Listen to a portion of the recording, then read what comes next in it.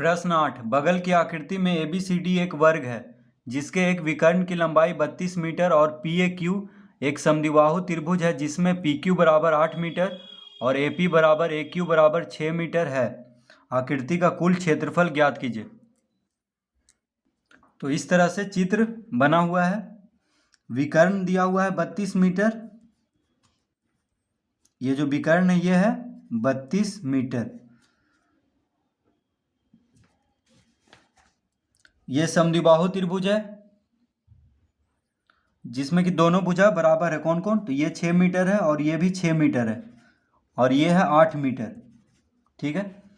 तो आकृति का कुल क्षेत्रफल ज्ञात करना है। तो इसको कैसे हम ज्ञात करेंगे? तो पहले वर्ग का क्षेत्रफल ज्ञात कर लेंगे, उसके बाद त्रिभुज का क्षेत्रफल। ठीक है, हीरोन के सूत्र से। और वर्ग का क्षेत्रफल ज्ञात कर लेंगे क्योंकि विकर्ण दिया हुआ है। ठीक है, और फिर दोनों को जोड़ देंगे। तो लिखेंगे यहां पे वर्ग ABCD, वर्ग ABCD का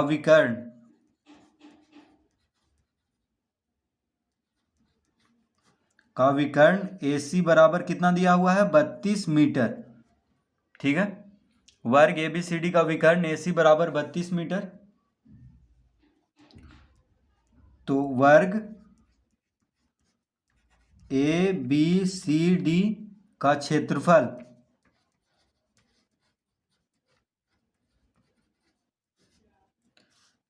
बराबर, तो जब विकर्ण दिया हुआ है, ठीक है, तो क्षेत्रफल बराबर क्या हो जाएगा? विकर्ण का वर्ग बटा 2।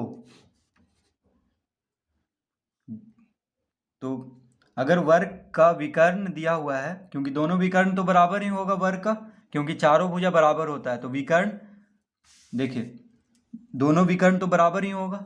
ठीक है, तो अगर कोई भी विकर्ण दिया हुआ है तो हम वर्ग का क्षेत्रफल इस सूत्र के माध्यम से निकालेंगे, विकर्ण का घात 2 बटा 2। ठीक है, तो विकर्ण कितना दिया हुआ है? 32। तो लिखेंगे 32 का घात 2 बटा 2 वर्ग मीटर, क्योंकि मीटर में है, विकर्ण दिया हुआ है, तो क्षेत्रफल वर्ग मीटर में आएगा। यानी इसको लिख देंगे 32 गुना 32 बटा 2 वर्ग मीटर। इस तरह से लिख लेंगे। अब इसको लिखेंगे तो 2 से 32 16 बार में कट जाएगा। तो 16 गुना 32 कितना हो जाएगा? 16 गुना 32, हाथ में रहा 3, 16 48, 3 51, यानी 512 वर्ग मीटर। ये आ गया वर्ग का क्षेत्रफल। क्या आ गया? वर्ग का क्षेत्रफल आ गया है 512 वर्ग मीटर। अब लिखेंगे, अब त्रिभुज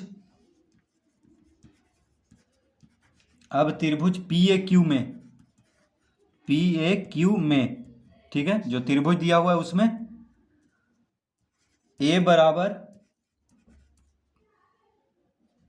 तो अब त्रिभुज PAQ में लिखेंगे, माना A बराबर PA बराबर 6 मीटर, कॉमा B बराबर AQ बराबर 6 मीटर, कॉमा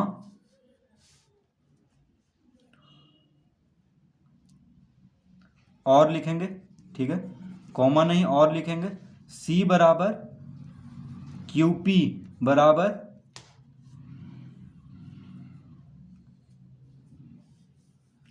8 मीटर। तो हम क्या मान लेंगे? PA को A मान लेंगे जो कि है 6 मीटर, AQ को B मान लेंगे जो कि है 6 मीटर, और QP को C मान लेंगे जो कि है 8 मीटर। तो देखिए त्रिभुज PAQ में PA 6 मीटर, AQ 6 मीटर और QP 8 मीटर।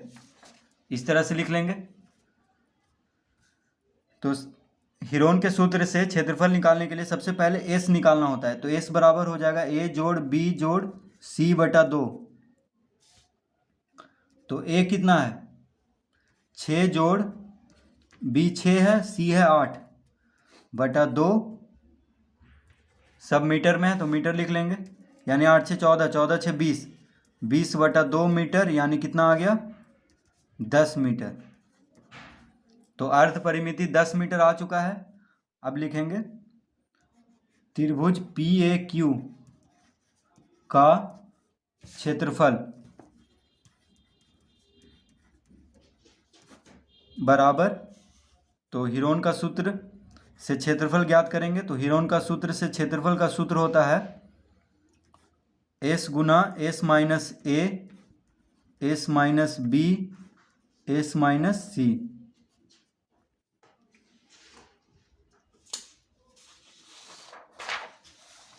तो अब लिख देंगे यहाँ पे अंडर रूट S कितना आया है 10, तो 10 गुना 10 माइनस A कितना है, A है 6, फिर 10 माइनस B है 6, फिर 10 माइनस C है 8।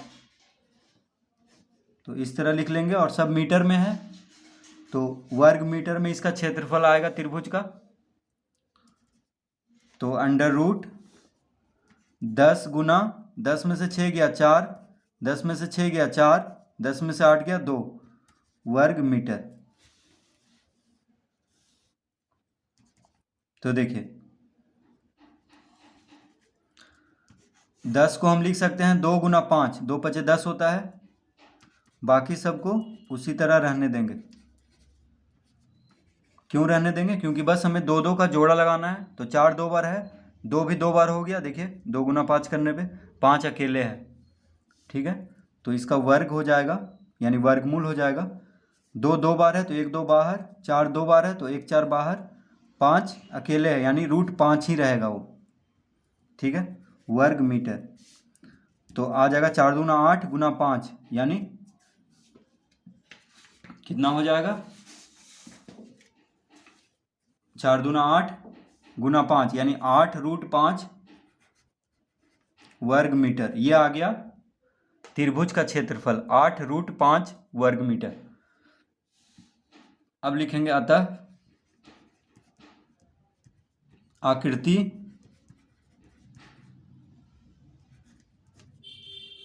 का कुल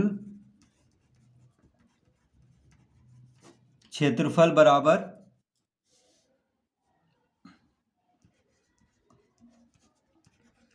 वर्ग ABCD का क्षेत्रफल जोड़ त्रिभुज PAQ का क्षेत्रफल।